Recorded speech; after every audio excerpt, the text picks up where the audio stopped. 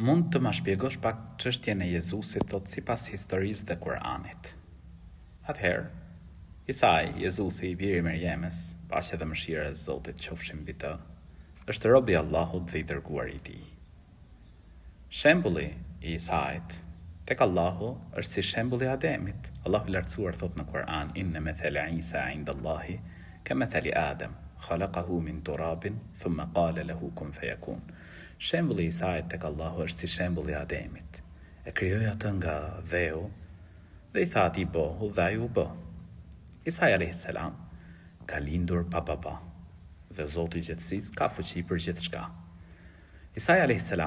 është njëri prej profetëve më të zgjedhur të Allahut të lartësuar, por është rob dhe i dërguar i Zotit. Pra nuk është Zot, nuk është bir Zoti. Allahu i lartësuar ka dërguar her pas here profet.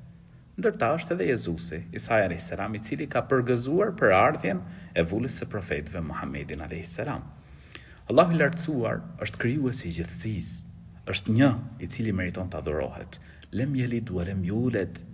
Ai nuk është i lindur dhe nuk ka lindur kënd. Isai a.s. nuk është vrar, nuk është kryqëzuar. Zoti i gjithësisë na thot në Kur'an: "Bar rafa'ahu Allahu ilayh", por atë Allahu e ka ngritur tek ai.